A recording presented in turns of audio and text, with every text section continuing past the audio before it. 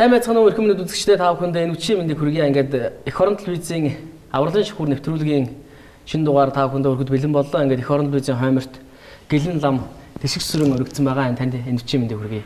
За тэглгүй та бүхэнд ч гэсэн энэ үчийн мэндийг хүргэе. Телевиз үзэгчдээ бас энэ орой мэндийг хүргье.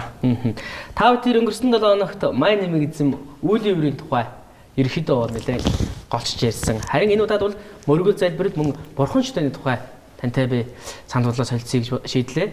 Ингээд мэдээж бурхан шашин үүссэн цагаас эхлээд мөргөл залбирал бол үүссэн байж таарна тийм ээ. Энэ талаас үл ярих эхлэх үү. Тэгээд. За ер нь бурхан шүтэн гэдэг юм бол чухаг тэгээд дээд гуравд бол одоо энэ орчлонгийн амтэн бүгд энэ орчлонд амар амгалан байх, энэ орчлон гитээдсэнд амар амгалан байхын тухайд бол чухал дээд гуравт бол авралыг бодволт.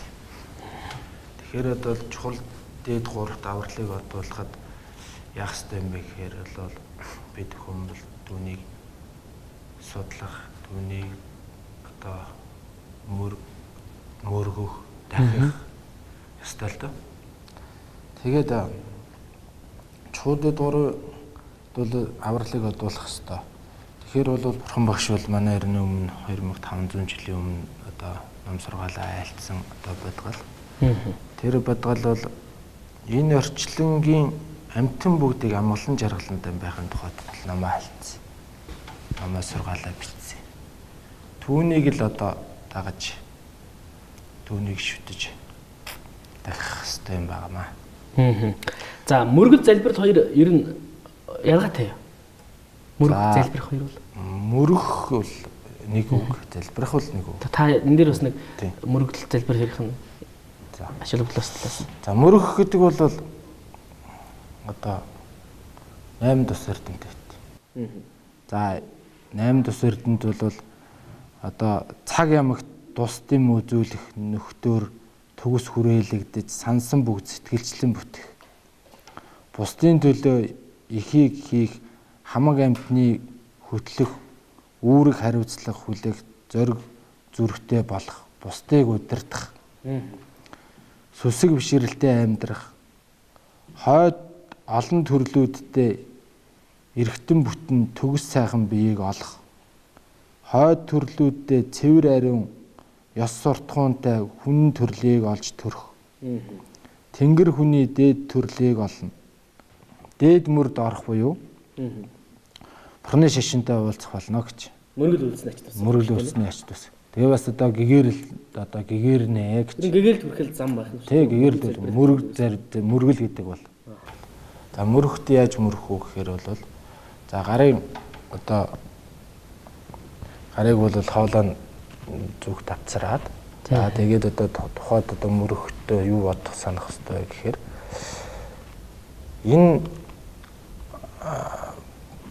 орчлонгийн дээр одоо амтэн бүгд ямар амгалан байж за тэгээд энэ орчлон дээр тоолшгүй олон бурханд одоо мөрөгж гинэ гэж залбираад тэг мөрөх хэвээр мөрөхтөө бол 5 гишүүнээр мөргөнө гэж байна. За залбираад одоо 2 гараа залбирсныхаа дараад одоо 2 гараа эхлээд газарт хүргээд түүний дараа 2 өвдгөө хүргээд тэгээ одоо тухайн анги хүргэдэг.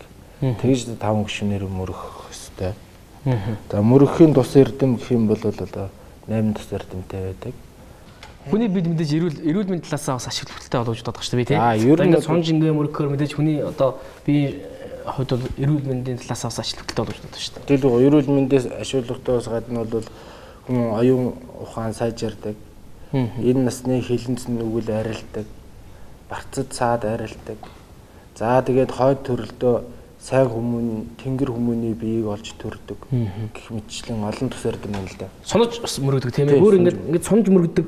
Тэгээд 5 гишүүнээ хүргээд тэгээд сонж мөрөх. Угшаа сонж мөргөн. Тэг заавал мөрөхөд бол зарим хүмүүс нэг одоо ингээд залбираад ингээд тухайн ингээд хий ингээд ингэж байгаа. Тэр нь бол одоо буруу юм аа.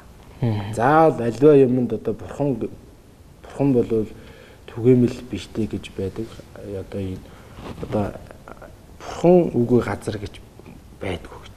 Тэгэхээр бол хаанч байсан бурхан байна гэж одоо бодоод мөрөх юм бол одоо тустай л гэж юм дээр гарч байгаа. За залбирлын тухайд бас. Хүмүүс ер нь тэнд их залбирдаг ш тийм ээ. Ер нь бол хүн дотроо сүсэг бишрэл залбирч дотроо залбирч явна гэдэг бол сэтгэлэл юм л да. Сэтгэл дотроо одоо маань мэгзмээ уншаад, мэддэг таринаа уншаад, тэгээд одоо энэ орчлонгийн амтэн бүгд амгалан жаргалан руу очирголтгай.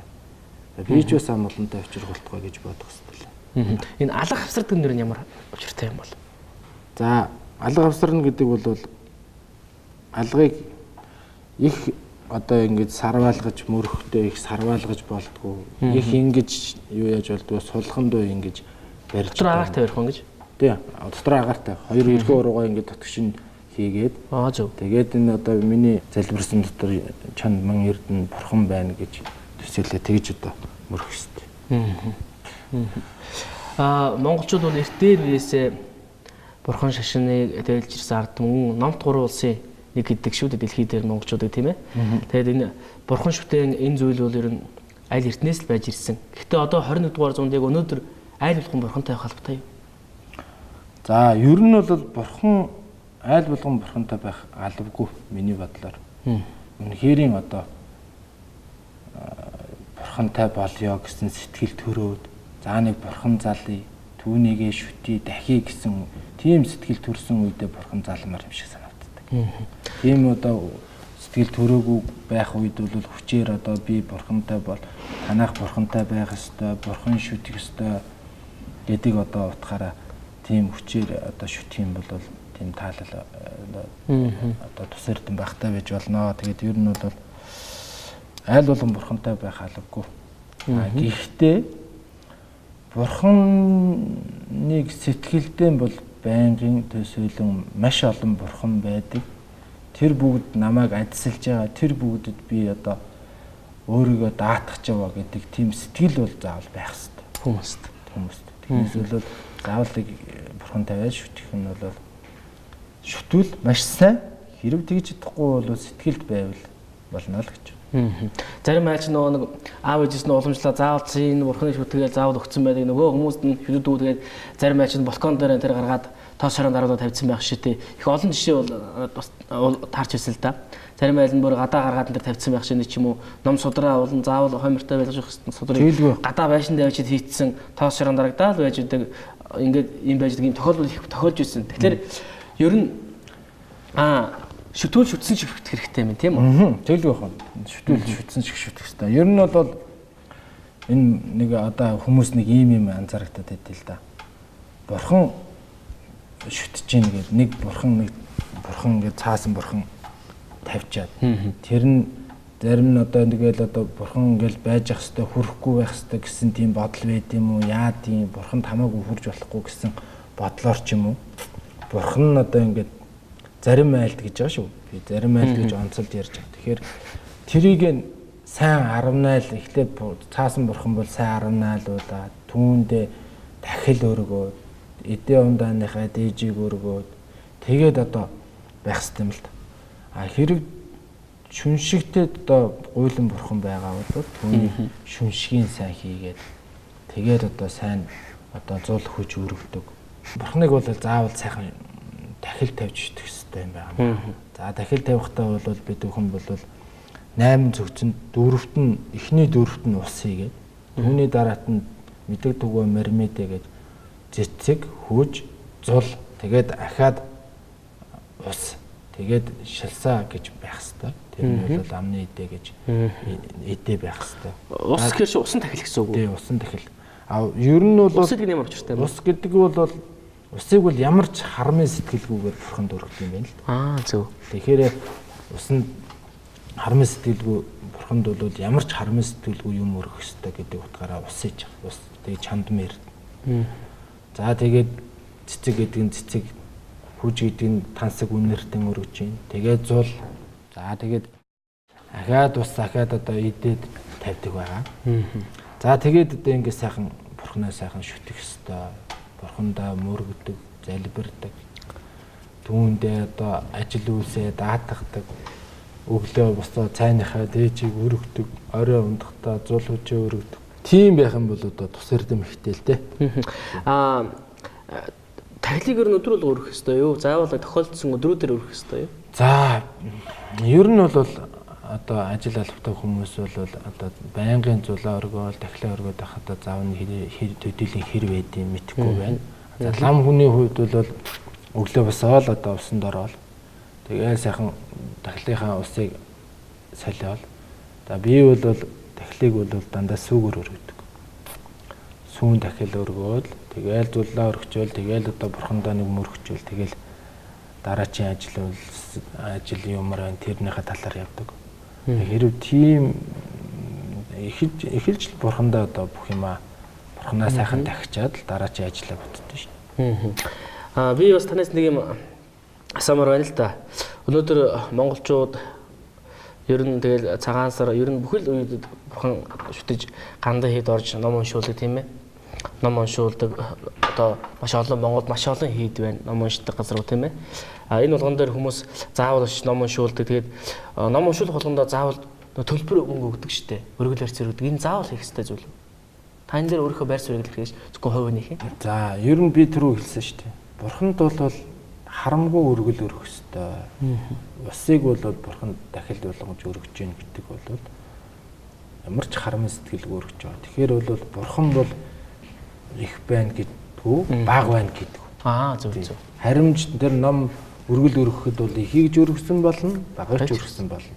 Гэхдээ ямар ч тийм одоо харамын сэтгэлгүй л өргөх ёстой. Ер нь мартахын буян гэдэг хамгийн том буян байдаг. Ер нь нэг хамгийн том нүгэл хамгийн том буян юу вэ гэдгсэн чинь мартахын буян гэдэг бол хамгийн том буян юм аа. Одоо бурханд зарим хүмүүс нэг 5 цаас 10 цаас хамгийн бага мөнгийг тавиал ингээл мөрөгдөг. Гол нь тэр нь яах гээд байгаа юм гэхээр мартах гээд байгаа. Тэр хэрвээ бага 100 төгрөг тавиад мөрөгчөөд гараа авсан бол би хизээ нэг 100 цаас тавьсан даа гэж бодохгүй мартчих واخгүй. Тэр утгаараа бол бага мөнгө тавьж мөрөгдөг юм ясан байна. За хамгийн том нүгэл нь юу вэ гэвэл бид л асаасан зул хөдлөх хамгийн том нүгэл гэж. Зул. Тийм зул. Далдраа хөдөрч дорно үстэй тийм ээ. За одоо ингээд зулаа энд одоо өргөчөөл би буруу газар тавиа өргөцсөн байна. Ингээд тавиа өргөчих гэдэг. Хэрвээ энэ бол маш том нүгэл. Энийг бол одоо үзэгчд маань анхаарах хэрэгтэй. Зул өргөсөн бол өргөхөөс өмнө газрамжтай газараа олж тавьж өргөөл тэгэл өргөсөн чигээрэл байх хэрэгтэй. Тэгээд зул өргөнө гэдэг бол маш том Монголын үндэсний соёл боллоо л доо. Монголчууд бид нар маань зулын 25 гэдэг баг зунхын одоо дүү их төвцөн өдөр өвлийнхэн сарын шөнийн 25-нд болдог. Тэр өдрөөс өмнө бол бидний бүхэн бол эд шоолоо бэлтгээд авдаг. Замал угаамуулчаад тэрнээс өмнө мал угаамуулчаад түүний дараа одоо муусан малынхаа бөөрийн өөхийг сайхан хайлуулаад цэвэрхэн хайлуулаад түүнийг одоо тэр өдөр тэр адуусан төрөлтнийг сайн төрөл төрүүлэх энэ тухайд одоо зул өргөдөг. За зул өргөсний буян гэдэг бол маш их.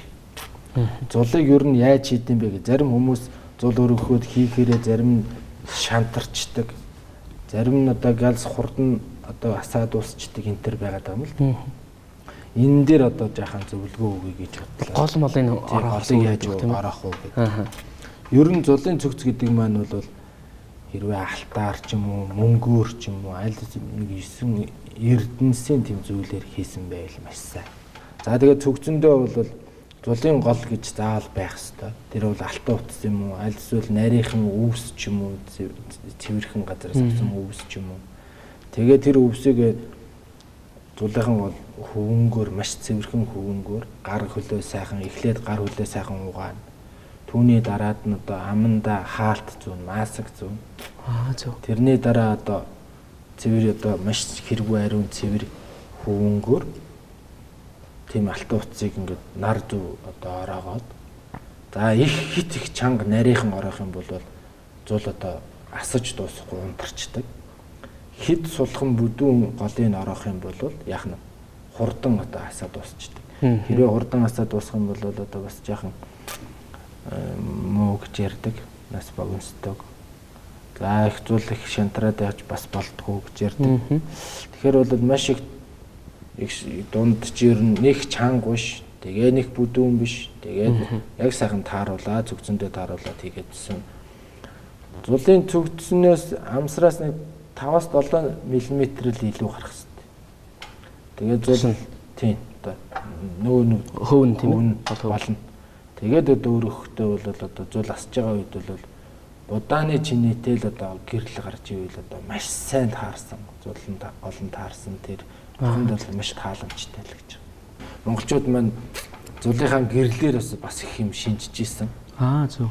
Одоо үүдээс лам нар за тэгээ номонд ч бас гардаг.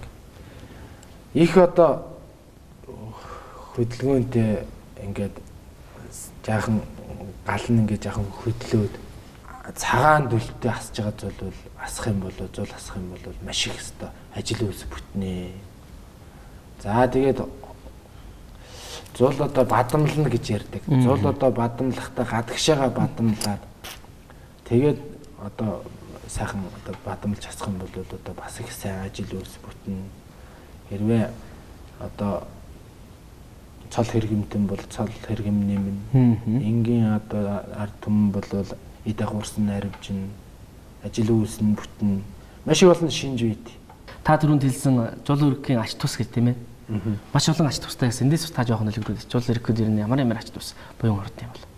За зул өргөсний ач тус нь бол одоо 7 ач тустай. Зул өргөхөд бол энэ ертөнцид зул мэт одоо харагдана гэж. Гэрэлтэж явах нь шүү тийм үү? Энэ ертөнцид бол одоо зул мэт одоо тэр одоо харагдана. Бусдаас өнгөлөг сайхан явна гэж. Зул өргөсний ач тусаа. Аливаа юмыг урьдчилан мэддэг болно гэж. Энэ ба хойдын буян аривжнаа. Саад барцад арилж ажил үс бүтнэ гэж. Зул өргөсний буянаар ажил үс бүтнэ. Авах гэхийн ухаанд мэрэгшнэ гэж. Зөв. Эд таваар аривжнаа гэж. Өндөр төрөл төрнөө. Оюун ухаан сайжирнаа. За тэгээд хойд нас барсан хүнд одоо зориулаад өргөх юм бол зам мөрлөн гэрэлтэж сайн төрлийг авахд тустай гэж. Тэгээ ер нь энгийн хүмүүс бол зулаа өргөхдөө юм ахаа пани сухаа гэдэг тариныг унших хэрэгтэй юм аа. Цогцч их том жижиг янз янз байт юм л шүү дээ. За тийм. Тэр том цогцыг одоо юу гэж нэрлэх вэ? Голт гэж нэрлэдэг. Ерхэд ихэнх нь айдууд өдөрний цогцууд тэгэл ерхэд нэг тийм том нэг юм том цогцнууд байдаг шүү дээ. Голтоо. Тий, голт гэж нэрлэдэг. За ер нь бол би өөрөө нэг литр 500 грамм тасаардаг тийм цогцтой. Зөв. Тэрэндээ бол зарим дөөцөн өдрүүдэд өрөвдөг. За тэгэхээр бол тэр маань нэг 3 өдөр 3 шөнө барьдаг. Ер нь гэхдээ зулыг бол за одоо би бол өөрөө харангаа хүн. Манай харангаачууд бол зулын 25 болонгууд зулыг булгуу ууланда өргөдөг. Булгуу уул гэдэг одоо уул байдаг. Харангаачууд бол мэднэ.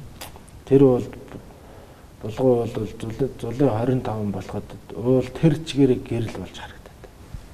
Тийм гоё одоо сайхан уул байдгийг. Тэгээ тэр гадаа өргөх зул гадаа өргөх маш их буянтай гэдэг. За зул өргөхтэй бол тосын нь бол одоо сүн далай мэт одоо байна. Голын нь бол одоо сүмбэр уул мэт байна гэж одоо бодож энэ орчлонгийн амтэн бүгдийн мөнхөй харанхуй арилах болтугай. Мөнхсийг үзүүлсэн амтэн бүгд энэ орчлон одоо гэрэл болох болтугай гэж л тодорхойлсон. Анх шарын шишин Монголд орж ирсэн үеэс л ер нь зул өргөж эхэлсэн үү? Бурхны шишин дэлгэрсэн үеэсээ л угаасаа энэ чухагтээ дуурахт бол зул хүчийг дахилыг өргөж ирсэн. Тэгээ энэний тусард нь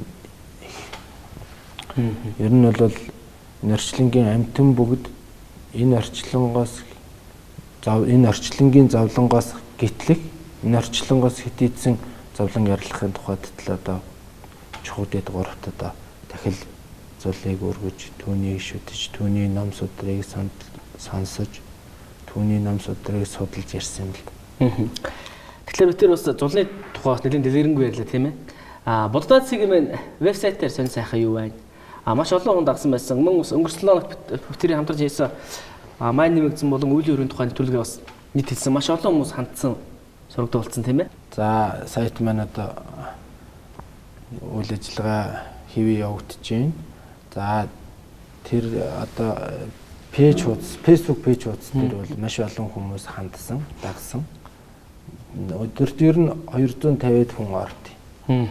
Тэр бүгд хүмүүстэй л одоо хүмүүсийнхэн одоо сайхан сэтгэлийн ариун байлгах, ажил үйлс энэ одоо сэтгэл нь ариун байвал аяндаа ажил үйлс нь бүтнэ. Тэгээ сэтгэл гэдэг юм бол одоо буян юм. Сэтгэл буруу сэтгэлт, сайхан сэтгэлтэй байвал буян ихтэй байна. Бохор сэтгэл байвал нүгэл ихтэй болж байгаа. Нүгэл ихтэй байх юм бол одоо ажил үйлс бүтэхгүй байгаамаа. Сэтгэлээл ариун сайхан байлгах нэр нь хамгийн гол нь сэтгэл.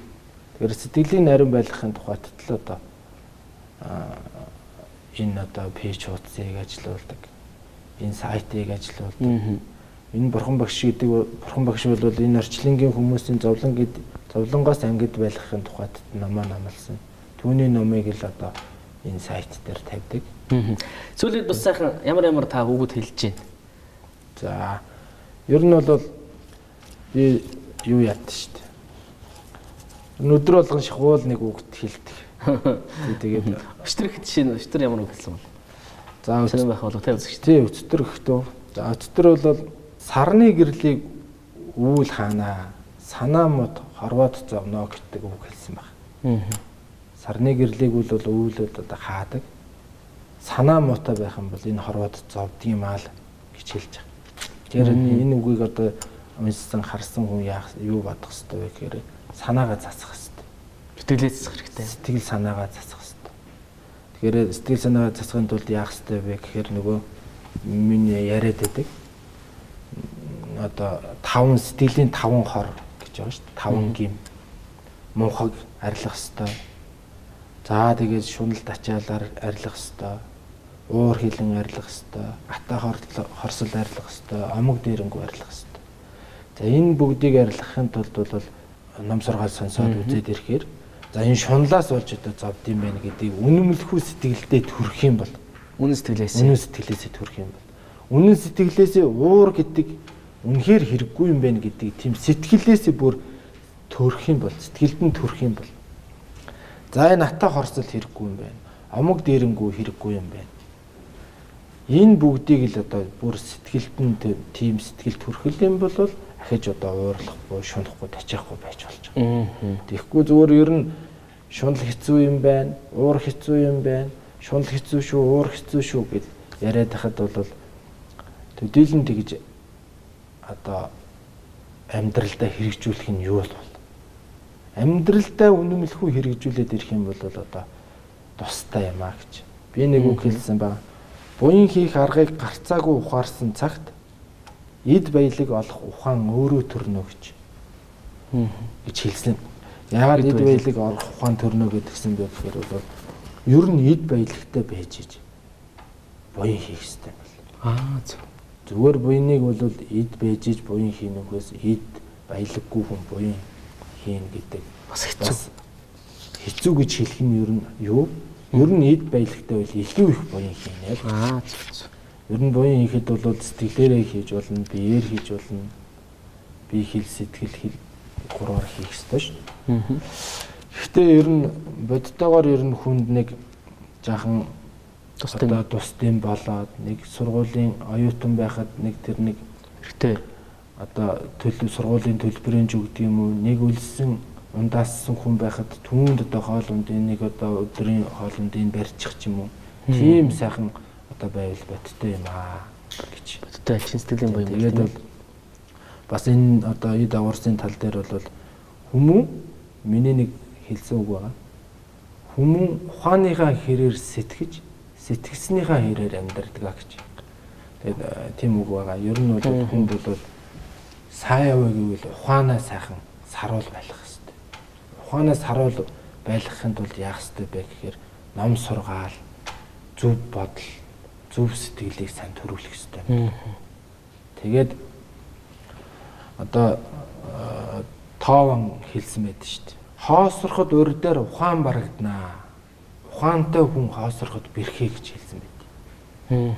Тэгэхээр бол ер нь бол бид бүхэн гарлаг гардаг, хоосорж гинэ, ажил үйлс бүтэхгүй байна гэдэг бол ухаантай шууд холбоотой шүү дээ. Ухаан оюун гэдэг юм байна бол сэтгэл. Сэтгэл жаган буруудаал буруу юм хийгээл, буруу юм бодоод эхлүүл тэгээд буруудаал амьдралд оройтой л. Сэтгэл сайхан буйны цагаан сэтгэлтэй амьтанд туслах, амьтанд одоо амьтны буйнд одоо дахан байсан. Ер нь амьтны одоо хүнд одоо ажил хийсэн чинь сэтгэлээсээ энэ төр хийгээд ах юм бол угаасаа л тэр буян. Тийм хүн бол хизээч одоо энэ насанд одоо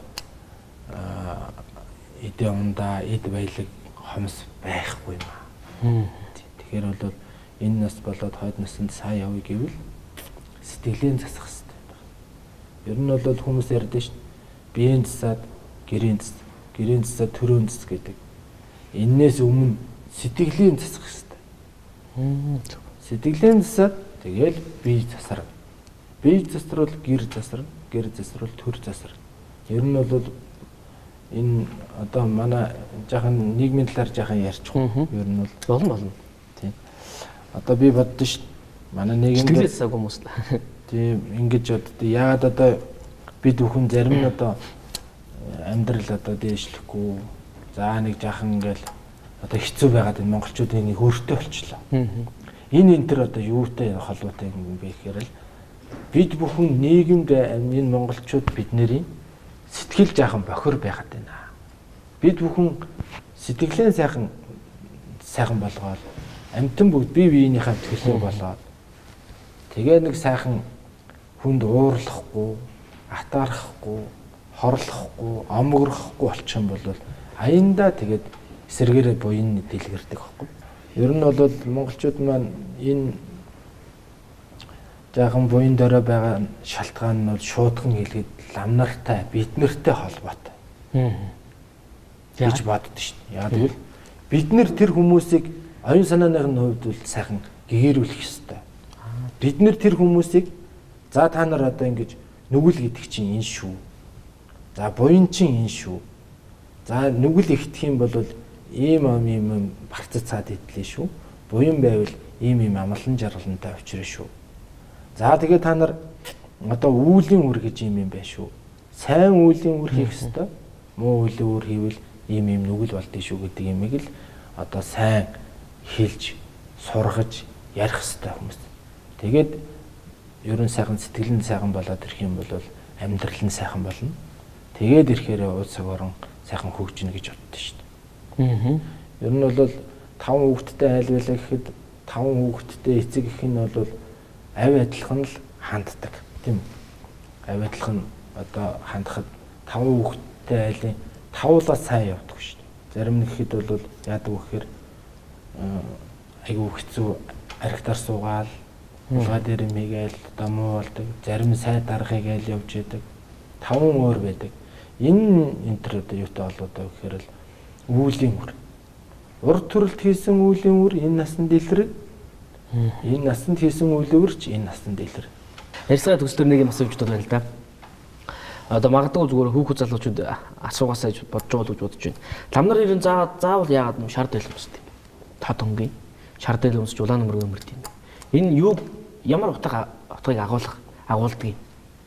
Яагаад юм ногоон дээл ч юм уу ари өөр өнгийн дээл төр өмсч болдгоо. Заавал яагаад хөрөн улаан тод ийм дээл өмсдөг юм бол энэ дээр бас хүүхэд залуучууд хариулт авах авъя гэж бодож байгаа шүү дээ. Энэ ямар утгыг агуулдаг юм бол? Богдломын шишин бол шар өнгийг одоо эрхмэлдэг. Тэгээд одоо шар дээлтэй улаан орхимжтой байдаг. Тэр нь бол одоо шар өнгө гэдэг бол маш их гүн зүй утгатай. Их хүндэтгэлийн өнгөө. Улаан өнгө гэдэг бол одоо яа гэм бэ гэхээр одоо мэдчихэж шүү дээ. Шууд л энгийнээр яриа л гэж бодож байна л. Улаан өнгө чинь бол их хүчтэй.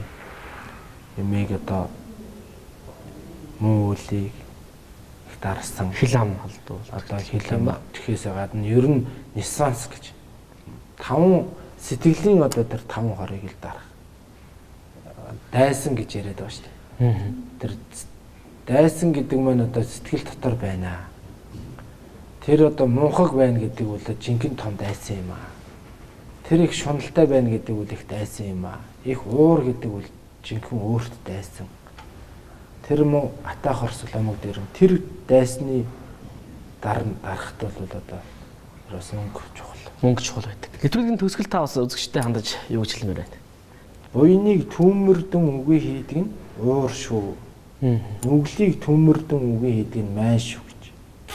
Тэгэхээр одоо сайхан уур нисмасыг сайн дараарай. Майн мэгзмээ сайн уншаарай. За тэгээд одоо та бүхэн маань тэгж одоо сайхан сэтгэлтэй явах юм бол энэ орчлон дээр аз жаргалтай болоод энэ орчлонгоос хэтийдсэн ч гэсэн амар амгалантай сайхан болно л гэж.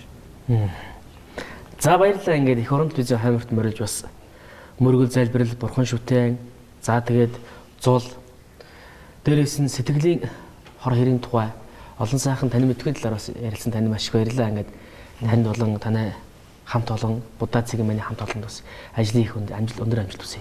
За баярлалаа.